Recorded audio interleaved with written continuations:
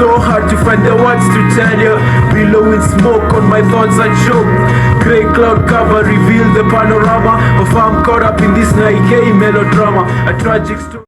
What's up, guys? Today we'll be breaking down EFC. For those who don't know what EFC is, Extreme Fighting Championships in South Africa. So in the spirit of Africanacity, let's go. And I'll start, but I'm only going to do the main card, but let's get into it. The first fight to open up the main card will be Kabanda taking on Patrick Ocheme. Kaleka Kabanda from DRC Congo, a record of 6-7, and Patrick Ocheme from Nigeria, a record of 5-1. From watching that tape, I feel like Patrick Ocheme has very clean striking. Not very clean though. His hands are a little bit low on his hips, but if it works for him, if it works for him, it works for him. I think that's good. And that he's a clean striker. I haven't seen him on the ground though, so that will be interesting because I'm sure this fight will reach the ground at some point. Because Kaleka Kabana is a grappler. Most of his wins are most of his wins are grappling wins, submissions, and most of his losses are also submissions. So yeah, so that's kind of weird sport. Patrick Ocheme, I think, should be able to get it done using his striking. He has power, he has good timing, he has good kicks, and I think Patrick Ocheme should be able to get the dub in this fight. As you can see from the odds, he's a slight favorite. He's medium. Yeah, he's a medium favorite.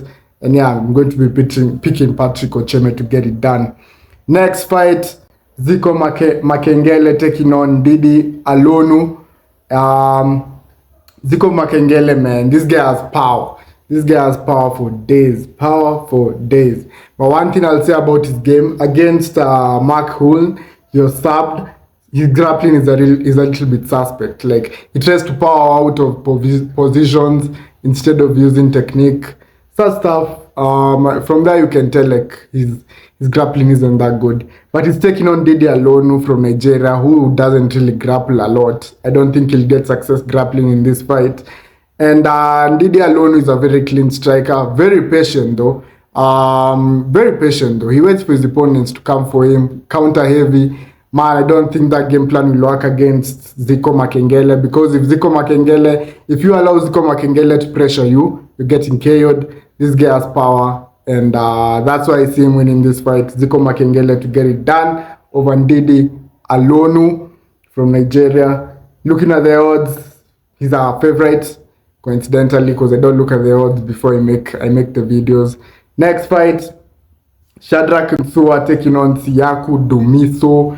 Guys, if any one of you has tape on Siyaku Dumiso or anything, or like you know who he is, just share, because I've YouTube, everything. I can't find anything on Siyaku Dumiso. Shadrack Nsua, we don't know what Shadrack Nsua is all about. Shadrack Nsua, he was on a very good winning streak. He's actually still on a winning streak right now. This guy has power. He has power, and he looks to take the fight to the ground.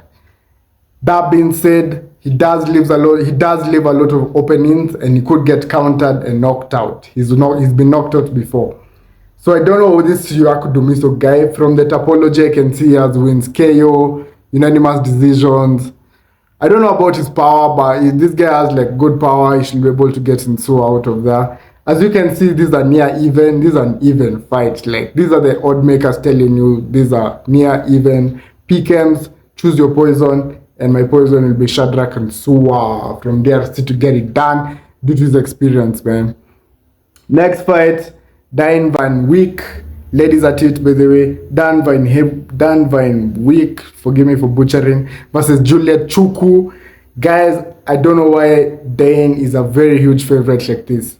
This girl, she fought this girl called Mr. I think Lobosta or something like that, Lobosta. And I was not impressed by her performance at all. Yes, she has good striking. She bombs away. She has diverse striking. She has elbows, knees, and all that. But her ground game is a little bit suspect also.